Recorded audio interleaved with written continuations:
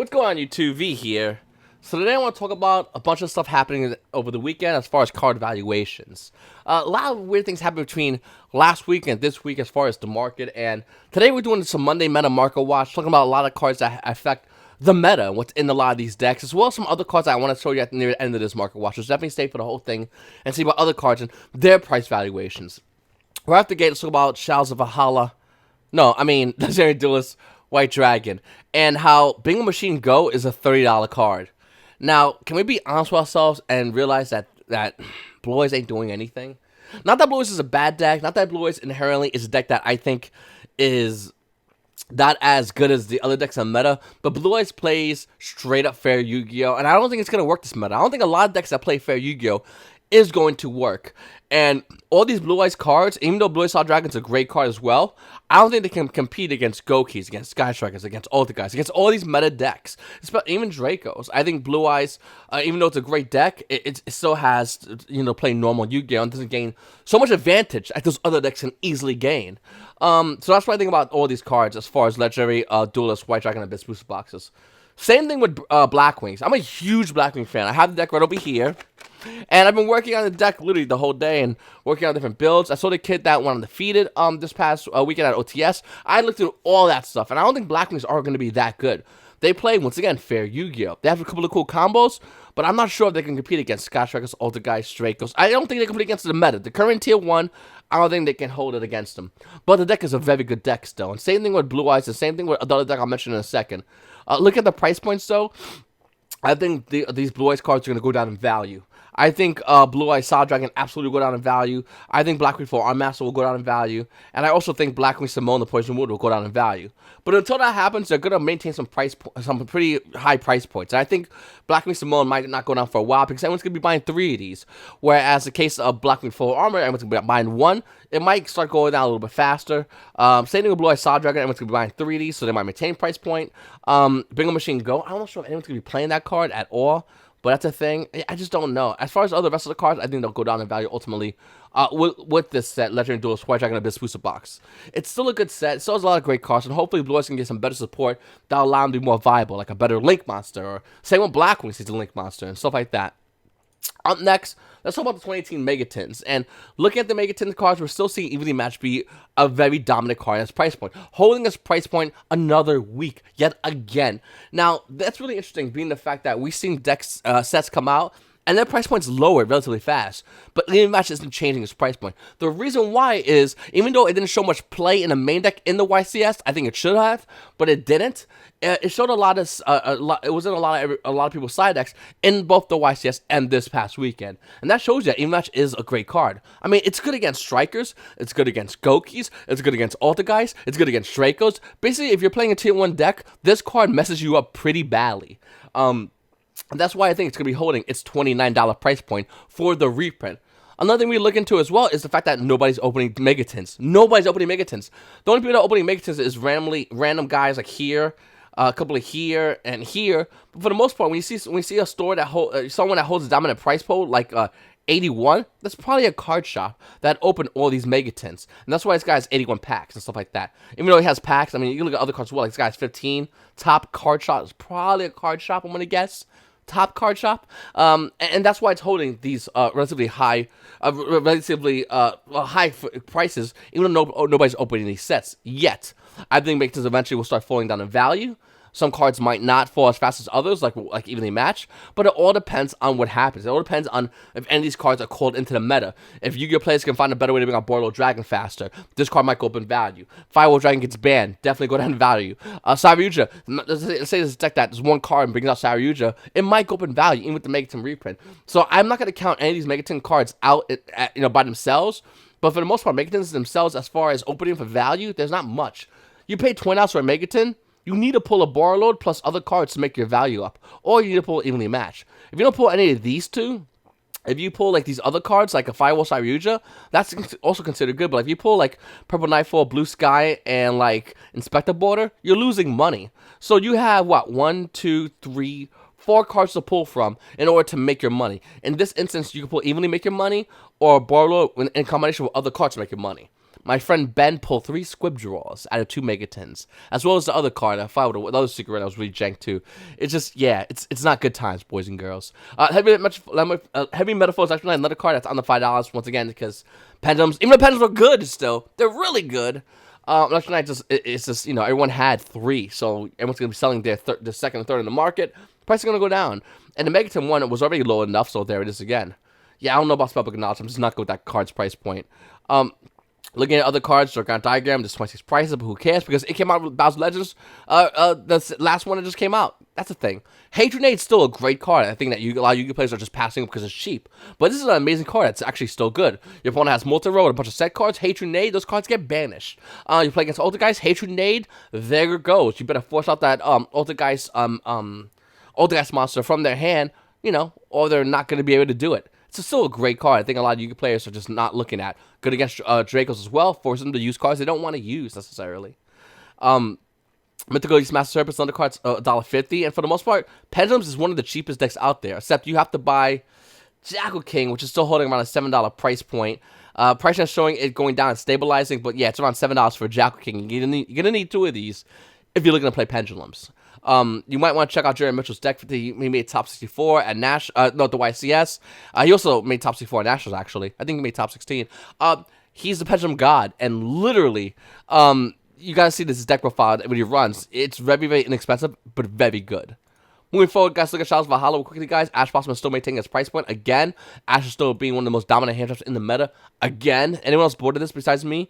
Isolde Invoke Madness is another deck that plays fair Yu-Gi-Oh! Once again, Invoke plays fair Yu-Gi-Oh! And because it plays fair Yu-Gi-Oh!, this is what we're seeing, guys. Isolde Invoke Madness being a $70 card, which was once, what, almost a $30 card, is going to continue going down in value. And that's only because Invoke is a fair deck. And these decks in the tier 1 aren't. And that's the difference, guys. That's why Invoked isn't a good deck. It's just fair. Fortunately, it's not good enough to get people their invites. Have you seen any Invoke variants, you know, like a big amount of Invoke variants make the top of the YCS? Probably not. Actually, let me answer that. No, you haven't. You've seen a lot of Invoke variants get people with regional invites this weekend? Definitely not. Because Invoked is a good deck, but not as good as you know, the top decks in the meta. Altergeist, Sky Strikers, 2 Dracos, and Gokis. Dude, those are that's on meta for the most part. Mishra's Time God still worth money. Rider of Valkyries is still worth money. Invocation is about $6. Grandmaster Sideshow is worth money, and Brunhilde is worth some money. I think Twin is gonna be a good card, but let me show you something real quickly. Brunhilde, Saizo, Rider of Valkyries, Mishra's Time God, Astral Invoker Madness. Those are the secret rares that you have a chance of pulling in the box. You have a chance of pulling 2 of those, any of those variants of secret rares in the box. Most boxes only have up to 2 of those kind of cards. Ash Blossoms, you hear anywhere from like 1 to 3. Average about 1 per box for Ash Blossoms. Looking else in Shadows of Valhalla, I still think there's a lot of great cards in here. Like Shadow Fusion for $1. I think that's an insanely good price card, insanely cheap card. I would definitely, if I was you, hold a bunch of these to the side. Ice Ball, I think, is a great card. Memo Shoes always was a bad card. Window Secret Rare is not bad. I would 38 cents. Like, that's a pretty good card to hold. These are just great cards to hold in general because I think these cards might have future potential. And I'm not talking like the short term or mid-term, probably long-term future potential before we see these cards go up in value. Looking up at Cybernetic Horizon, Borreload Dragon's about 59. It was 60. 59 is for the Unlimited. Let's see what first edition is. First edition is about $62. So this card's still one of the most dominant Borreload Dragons out in the game right now. I still think Borreload's better. I mean, Borreload's better, but Borreload's definitely a great card and can help OTKs with decks like Sky Strikers. Do I think this card is worth the $6 price point? No. This card should be going lower in value. I think inevitably it will start going lower in value. We're gonna start seeing this card dip, and that's because everyone that has this card is gonna have this card, and everyone that pulls this card is gonna sell this card. Simple Yu-Gi-Oh! Economics. I think we'll see Borreload actually go down, start making its way lower and lower in value. And then, if it still maintains value, it'll start actually spiking high, just like Borreload did. It did the same thing. It started going low, and then it was hard to get something the set it was in, and then started going higher in value. Yeah, no, So there was a new danger monster released, I think over the past weekends. Saying some danger bird monster. It's still not good enough for dangers to be a good deck, and I don't think Bigfoot and Nessie should to maintain their price points because that new card is supposed to be the card to save them. It's not. It's trash, and I think Bigfoot and Nessie should be going lower in value because of that. I just don't think they're good enough. Cyber Vet System is $12. It's because Cyber Dragon players are out there and they love their Cyber Dragons. Sager's about 10. Jackalope. Crusader Ecomax about 7. This card used to be like $10. Crusaders is another like random. Crusaders is weird because it's a random rogue deck that can murder you fast. It can murder you fast, but if it plays Yu-Gi-Oh with you for like let's say past like turn 3, you win. You instant win. You just gotta show them that you win because they can't really do anything. And that's the thing with Crusaders. It's very interesting about them. Up next, let's look at Trickster Reincarnation, guys. Another card that it's kind of holding a little high in value. We're still seeing this one over about $8. This one's over. It's the Cold Duelist first edition is about $8.20, and there's that magnet thing I told you about. That can't stay. These prices will be changing soon, and I think that Reincarnation is gonna start going lower in value. Looking at Battles of Legends one, you can see it over here in the red, dropping in price trends, even though it's higher than its market price. That's because everyone's starting to list their Trickster Reincarnations. Duelist is actually showing it to be stable in price. So this will be the stable price because it's the original print. The reprinted version will start going back down in price. And once this goes back down in price, it's going to drag the Duelist price down because nobody's really playing Tricksters. Even though they're not bad of a deck, they're not good enough of a deck. Sky Striker Mobilize Engage. Another card on limit is about $80. First edition is about $84 for for Sky Striker Mobilize Engage. About a $4 difference. The card's still good. And the weird thing about Sky Striker Mobilize Engage is that do you sell it or do you keep it? That's the question that's being asked right now. We have a ban that's coming up in about 2 months, roughly. November 20th, but let's be honest, Konami, about 2 months, that we're going to be having a ban list. And do you think this deck, Sky Striker, is going to be hit on the ban list? Now, it's an interesting question to ask, but before you ask that question, you have to ask the other question, or the other statement, depending on how you want to say it, is, well, Sky Striker is getting a new card in Soul Fusion. That's pretty good. It's super rare. Supposedly super rare. Will that card that's out in Soul Fusion, will Sky Striker as is, will Konami hit them or not hit them? That's the question you need to ask yourselves. And to be honest with you, I don't know. I think that Konami is going to hit them. I'm probably going to pull out my Sky Strikers for now. Hopefully after November, I could buy them back up again. Hopefully after November, we'll get a reprint the Sky Striker Mobilize Engage. But until then, I'm personally pulling out of my Sky Strikers because I don't believe that Konami is not going to hit this deck. I think it's absolutely going to be hit. I think Engage being hit in Japan only shows us that it's going to be hit here in the TCG as well. So that's why I'm pulling out of mine. So I don't know what you want to go and do with yours, but $80 is a good amount of money for a card that wasn't as $80 before. Up next, we're looking at the Flames Destruction. We're seeing Infinite Impermanence. So the card holding about $85 and $86. And once again, there's the magnet I'm telling you about. The reason I keep saying this is because magnets never stay like this. They always do this. So Infinite Impermanence was like around $70 about 2 weeks ago. Now it's about $86 the first edition. Can it go higher? If it keeps going higher, they'll stay like this. But the minute we see a drop, that's when the real change is going to happen. That's when we're going to see the divide between Unlimited and First Edition. Right now, we're seeing hype keep pushing the price of Infinite Impermanence higher and higher and higher and higher and higher. My opinion, this card's going to continue going higher because it's such a hot card. Flame Destruction just recently came out not long ago. We're not going to see a reprint of Flame Destruction, Infinite Impermanence, for a while. Unfortunately, this is our new Ash Blossom and Joyous Spring, fellas. Moving down, though, looking at Ghostbound Holder Mansion, still about $51. Market price is starting to relate to its current $51 price. I still don't agree with this price. I think Ghostbound is not that good of a hand trap. I think that Ghost Ogre, Ash Blossom, even Droll is a better hand trap than Ghostbound. Fuck, if you like Ghostbound, why don't you get the cheaper version? DD Crow, way better. Nightmare Unicorn was $27, now it's hitting almost at $29 for Nightmare Unicorn. Really interesting. I don't know why people got rid of their unicorns or are people now buying into unicorns, but this card was about 25s, went up to 27s, and now it's hitting 29, almost to $30 for Nightmare Unicorn. Nightmare Corrupted Bleed is about $20 because some Sky Striker decks are running it, and Goki said, hey, I'm not dead, so my price is going to maintain the same, if not go up in value. And Bleed was about 19, so it just hit the $20 wall. I'm thinking Bleed's going to keep going higher and higher as long as Strikers can run Ibli, and Goki can run the Gokis. And that's what I think what's happening with this one. Ultigeist Multi-Faker. So it hit almost the price of $10 for Ultigeist Multi-Faker, and now starting to cool off a little bit and hit about 8.5 for this card.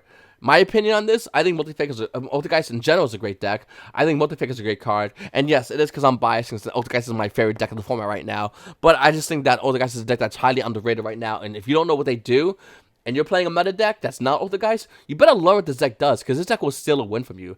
When I played the YCS, a lot of my wins, my easiest wins, was from people that kept asking me what would certain cards do. What does that do? Okay, what does that do? What does that do? And the reason why is since they had no knowledge, they were too busy on understanding my deck, while I was too busy on breaking their deck down. That's the difference between winning and not doing so good. Learning what your opponent's deck does, so when you play something, you have a better grasp at what it is. Warlock Succession is going to be going down in value. I mean, still kind of maintaining its price point. I think it's going to be going down in value. I don't agree with this card's price at all. If it was a quick play spell, then I would 100% agree with this price. But this is not. We have Soul Charge and Monster Born. Please stop. Nightmare Griffin's about $8. Really hasn't changed much on price point. I think it was a 6 for a second, but it really went back up to 8. And 5 seconds till 8. Topologic Trisbania. Buddy hit me up about this. Keeps telling me that this card's a good card. Price is showing it's stabilizing. It's about $8. And look at the market. You still have one over here at 16 as a wall. Let's see, any more walls of Trisbania. It's a couple of 6s. Not too big of a wall, though. There's not many walls besides that initial wall of 16. The card's price does max out at $26 for this card. But currently right now, Trisbania is holding a price point of about $8. Still a very good card. And for this meta, I think that it might see more play than Yu-Gi-Oh players might realize. It's an amazing card. Same thing with Bomber Dragon, by the way. Looking at Extreme Force, Isolde's about $28. Once again, even though Goki decks aren't running 2 Isolde, they're mostly running 1 Isolde and like a Summon Sorceress. Isolde's still maintaining its price point because Goki's still maintaining its price point. Another fun thing too, both Burning Abyss, but more importantly, Strikers can run Isolde. So in case of rivalry, they can get rid of the main monster zone and make it into an Isolde, which, because the Token's a warrior, Razor Warrior, and they'll go into Isolde just to clear their back row zone up so they can play the spells from their hand. So that may be the reason why this card's been taking up price point. I thought it would go higher, but no, it's 28. Still pretty, it's pretty high, but I thought it was going to go higher. Saryuja Original Prints are running about $17 to $18. Wait, so that's unlimited. Let's see which. Market price is $25. I think it's going to be, it's definitely going down. It's about $19. So $18 to $19 for Saryuja Skull Dread. Card that really hasn't seen any play since Scapegoats went to 2. Even before, when we had 3 Scapegoats, and the end of having 3 Scapegoats, this card still wasn't seeing much play because people were opting to play like Borreload and Borreload. Magnet Purple Night 4 is about 11. It's original print. Electro Knights are about $7, which isn't bad. I mean, it is what it is. You're only allowed to play 1. I still think Pendulum is a very good deck that you need to watch out for, but yeah, you gotta play 1. Cerebus original print's about 4, so $1.50 for the other version. Inspector Board is about 6.5 for original prints. The original version is roughly around 4, so there's that. Hatred original print's about 4s, and yeah, you get the other version for $1.50. I mean, that's pretty much as far as this set. Moving forward, we're looking at Circuit Break. That has Borreload, so original prints, about $24 for Unlimiteds. What's first edition coming at? First edition is not on page 1, so we've got 24 to about 25, almost $27 for a first edition Borreload Dragon, which is not bad, but the 10 one's like 18 to 20, so yeah. Evenly Match coming in around $32, which, original print or not original print, they still look the same. Obviously, if you're a Remedy Horde, you want first edition original print. Unlimited's useless to you. Meloseek's about $3 card, but once again, the ultra rare from the Megatin's like $1, $2.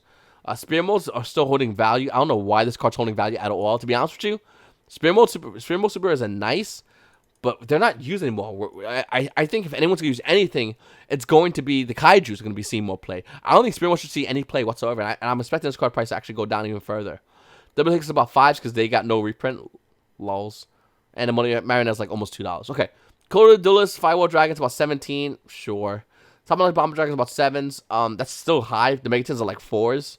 Spellbook of Knowledge is about 6s. Original Prints about 4s. So, like, these valuations between the Megatins and the original prints are how I expected them to be, but still kind of like, ugh, like, who cares, kind of, because it's not really impacting the meta as much as cards like English Draco Warrior is impacting the meta. In Dracos, card only came out in Maximum Crisis, holding a price point of about $10 for this card. Price variation is going to be stable. So, Agents Heat's a $10 ultra rare for Maximum Crisis. Isn't that weird? Like this is coming from a set in which, like, Diagram was a $100 card. Masterpiece was like the $50 to $60 card, and now Masterpiece is 2.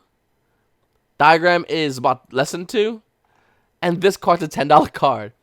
God damn how Yu-Gi-Oh works. Supreme King Zoo Arc is holding some weird valuation. We're seeing it stabilize in price trends. Market price is going to be around $4, which it is, or almost around $4. See about $3.58 over here. For first edition version of this card, it's about almost $5 for Supreme King Z Arc. Why is this card $5? 2018 Megaton, by the way, 19 cents. This card should not be $5 for this card. I don't care what anyone says. This card was like $2.50 when it first came out, and that was too rich for it. This Secret Rare Ash Blossom, everyone wants to know, it's slowly increasing in value. Secret Rare Ash Blossom, even with the reprint, spiked down in value because it was the $80 card. Spiked down to about half its value, which is about $42 in the market price. Unlimited near mint's about $40. First edition over here is about $43. And it's slowly climbing up. If you look at price trends for Ash Blossom, it's slowly moving back up. Up next is Cross Porter. And someone showed me this, I want to show you guys. So you can send one monster from you control the graveyard. Special one with Neospatial from your hand. When this card steps to the graveyard, you can add Neospatial from your deck to your hand. It's just because Neospace stuff coming out, and he wanted me to show you guys this one. It only came out in Light Destruction, only printing for Cross Porter. The card currently is about 27 cents. First edition is about 46 cents. Not many in the market. Well, in stacks, it's just 3s. But I guarantee you, the mint discussion getting bought out. I think people start listing these in the market if it has any value. But yeah, Cross Porter, very interesting. Another card is Trading that came out in Legendary Collection Kaiba.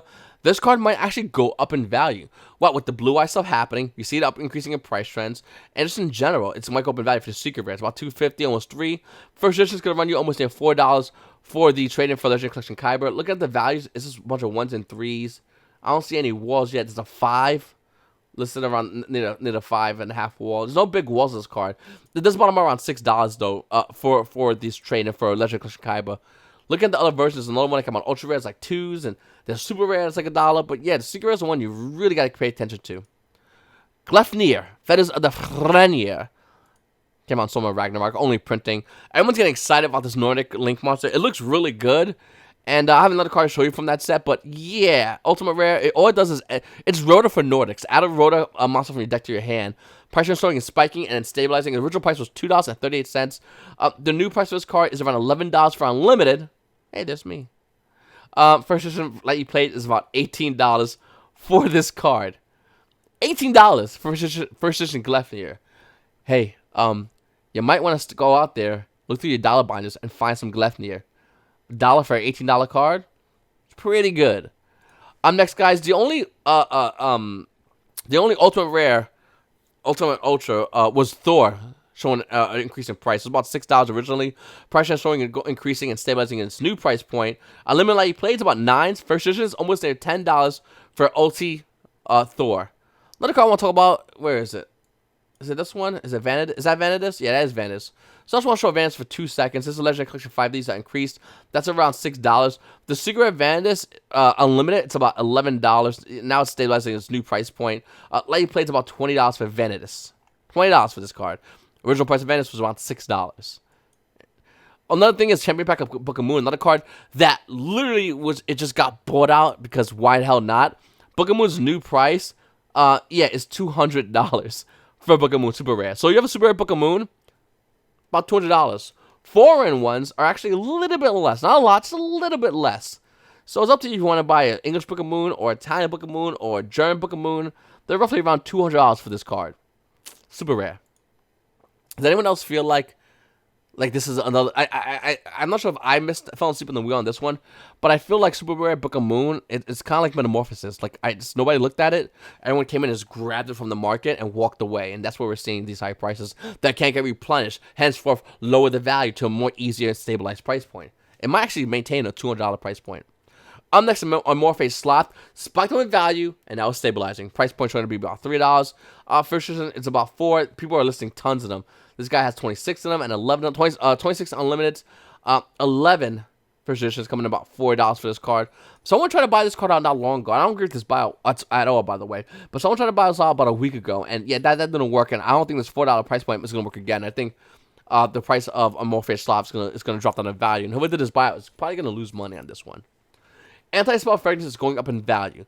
Now, there's the Power of Chaos. There's the Anti-Spell from the DTs that are coming around 5s.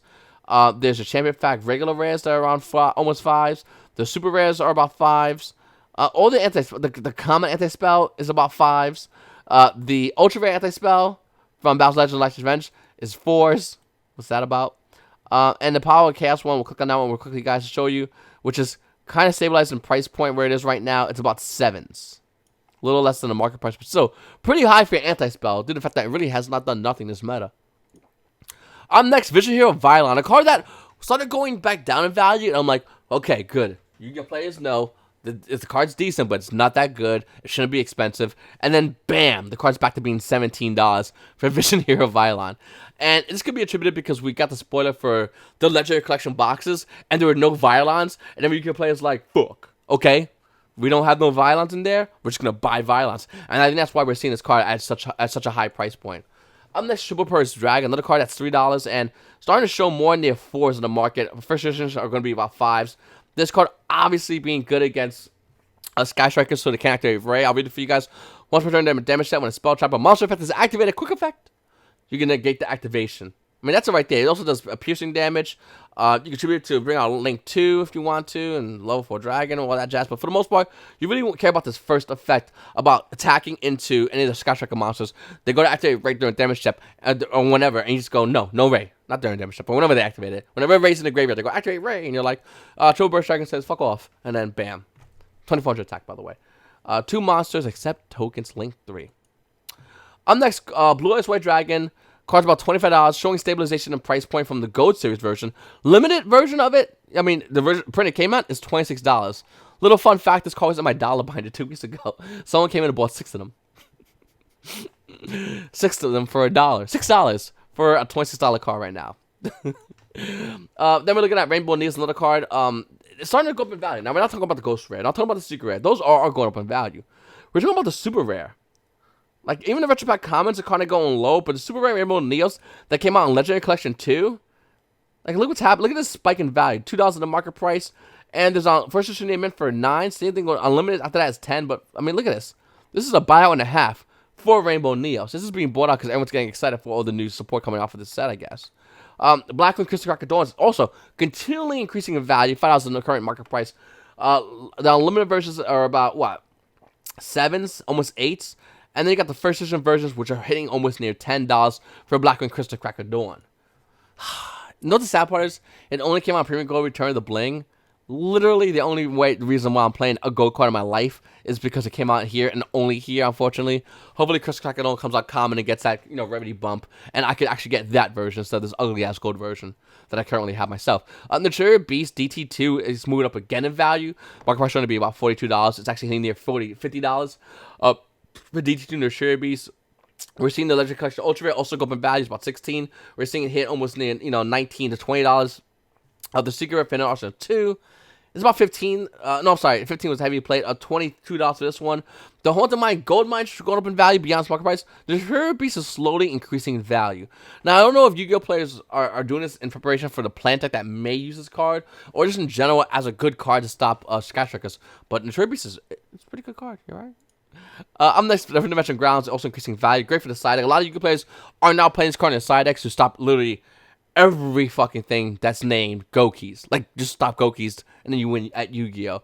Currently has a $2 market price, and we're looking over the first edition. It's hitting near $3 for Different Dimension Ground. Once again, this card is amazing against Go Keys. You can play 3 of them. Harpie's Feather Storm is also increasing in value. Its market price showing to be $2. It's like someone just listed a $1 one. After that, it was getting near a $2 price point. It's only one here, and then one at $2. It's hitting $2, and that's because Harpie's getting new stuff. Do I think Harpie's gonna be tier 1 with the new stuff? No. Hopefully I'm wrong. I love Harpies, but yeah, I don't know. Galaxy Tomahawk is a good card, and they can easily make that card. Up next, Photon Sanctuary buyout incoming. Looking at 2012 Secret Rares. They're about $14 roughly, almost to $15. Guys, forward about 15. Only 5 prices listed. The Mosaic Rare with 1 listing is listed on for $10. The Common is $8 for Photon Sanctuary. Yeah, it's pretty wild. By the way, I don't know why. It's stupid. It's whoever has this and who was buying these, that's not a good idea. Selling these, pretty damn good idea. Galaxy Cyclone also increasing in value, going green in the price trend, showing almost a $2 market price. Unlimited near $2, and when you get the first editions, which is should be on page 2 would be about almost $4 for this card. Prices bottom out back around $10. So that's, I guess, because there are Yu-Gi-Oh players out there. They're like, Dracos are back. They're a thing. Okay, Galaxy Cyclone. Fuck your Dracos. Also, the card is good against a lot of decks, even Ultra guys when you want to get rid of protocol so they don't get recurred, manifestation, stuff like that. So Galaxy Cyclone in general is just a good card. The only problem is that 1,000 life points. That 1,000 life points is no, not 1,000 life points. I'm thinking of the wrong. Oh my god, it's Cosmic Cyclone. Where is Cosmic Cyclone? It's around here somewhere. Never mind. Galaxy Cyclone. Okay, no, this was the one I was used. Oh my god, I'm sorry about that. But that German kid at Nationals, he used Galaxy Cyclone. I don't know why I keep getting them mixed up. My mistake, guys. Yeah, the German kid at Nationals who won, he played 2 of these, and he said it worked out pretty well. So I guess that's why the original print of Galaxy Cyclone is going up in value. It's been a long night. Dark Magician Duelist promos are worth money, like money, like all of them. You got blue at 40, purple at 40, green at 40, and red. I'll cut you a deal, 35s. After that playset sells, back to 40. So you have a Duelist League Dark Magician girl. Yeah, they're worth at least $40 for the Duelist League ones. Pretty interesting. Up next, Jet Synchron also is showing like it's about to go. Like, it went like this. It stayed back for like a second. You can see over here. And it looks like it's starting to move back up in value. It's currently at roughly around $5 in the market price. First edition is showing to be around $4. I don't know what's happening with that. Maybe this card's coming off of being on a little bit of a hype train, but price is showing like it's going back up in value. And yeah, it's pretty interesting. I don't know what's going on with that. Maybe once again, because the plant league's coming out, can it be used in plant leagues? Or what decks can this be used in? I would love to know. Up next is Spore. Now, this is one of my special little spicy, super awesome secret techs of the week. Plant leagues are going to be a thing. Most likely, the Plant League monster coming out soon. The reason I say that the new Plant League monster should be coming out soon is because this balance we had yet another hit the Plant League, card that Plant Leagues used. With that said, I think Spore might be seen play again. Looking at the comments, it's a bunch of them online, but who cares about that? The Generation Force Special Edition has Spore come out super rare. Now, price is showing almost nothing with this. Looking at it, near mint is 38 cents for Spores. I'm going to say it right now. Get your goddamn Spores. Get it as fast as possible. You're going to want to get this card. Just get it. It's a good card. Up next, Black Rowan. All the Black Rowan happening around. Black Rowan do some silly things. Well, let's look at the 12 pack super rares, because that's the best rares. Going up in value and price trends. Market price going to be almost near $20. Lightly played, about $18 roughly. Then the lightly played should be $20 right after that, though. And there's not many as well. This guy has 6 of them, though. Around $18, which is a pretty good deal. I don't know how long that's going to last there for. The price don't really spike too high. I mean, it hits near 30 on page 2, but that's after 8 and 7 wall for the super rare Black Worms. If you are looking to get the super rares, which I have, and they're gorgeous. The ultra rare also was nice as well, and they're about $13 right off the gate, so that's not bad, I guess. Then you got the Duelist League ones that are really cheap, and I'm dead serious. You don't want to spend a lot of money. The Duelist League ones are really nice. I have those too. I have all the versions, by the way. I'm a huge Black fan, like I said. But the Duelist League ones are also good to get. And then there's commons. They're $, which is kind of weird because they also come out in the Legendary Duelist White Dragon Abyss. So yeah, don't buy the $1 commons. They're less than about a quarter each. And lastly, Kozmos, a deck that Destroy came to 2. And everyone's like, okay, so this deck could see meta play. And I ain't gonna lie, I'd be shitting myself if I was at an event and I played against Kozmos, because I'm playing Ultra Guys. And if you're an Ultra Guys player, you know what I'm talking about. It's really hard to make 3K all the time as easily as Kozmos can do it because they have 2 destroyers. With that said, I still think since E-Telly is still limited, Kozmos can't do nothing. Had E-Telly come up the balance to 3, we would all be talking about how good Kozmos is and how good Kozmos destroys the game of Yu-Gi-Oh! And the meta decks involved. With that said, looking at Kozmos right now, it's about $19 for Dark Destroyer. Market price is currently showing about $20. It's going to go down in value. Cosmojo, it's about $14 to $15. It's going back down to $10. Destroyer, I'm expecting for it to card go roughly around $15. After the balance, it'll probably hit back down to like $8 again. The next balance in November. 10 cans about $12, which is higher than its normal market price. This card's going to most likely go back down to $10. Dark Eclipse is already starting to go down in value. It's about $7.50. It hit as high as like 8 to 9. So when the first card, when the balance first came out, it's kind of starting to go back down in value. Definitely going back to its old market price. Dark Lady, it's actually still high. It's about $9 per Dark Lady. I really don't know why this is a thing. But what I do know is that this card will go back down to roughly around $4 soon. So don't go too crazy about that. I think Kozmos, even though I love the deck, is gonna go back down in value because it's doing nothing. Unfortunately, it's not. I mean, you can say, "What about that one guy?" Cool, but when I mean do something, I mean at the YCS, I'm talking like at least make a deck make top 8, or even it's Kozmos. They should win it because I'm biased. I don't know. I love the deck a lot, but like you gotta be real with yourself and realize that I don't think it's ready. Once again, had we had E-Telly at 3, this deck would have washed people at the YCS. No question. You go Sky Strikers. You go like Widow Anchor. I'm gonna go Dark Destroyer. Activate Widow Anchor. Sure. Target Dark Destroyer. No. Find something else because my card says fuck that card. I don't know. I just like, I'm very biased though, but I think Kozmos are a great deck. Just needs 3 E-Tellys. Good deck, good Yu-Gi-Oh, good times. Anyway, guys, I really appreciate you guys watching this market watch. I'm doing it around 2 in the morning. I'm really pretty tired, so my words kind of come out a little slurred. I apologize about that, but gotta do what you gotta do, boys. I wanted to talk about Yu-Gi-Oh cards. I'm also doing a live stream.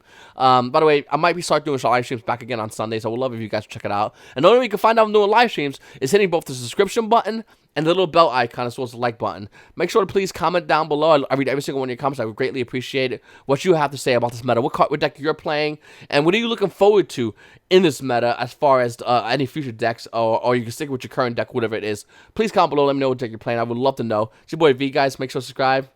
Have a great day.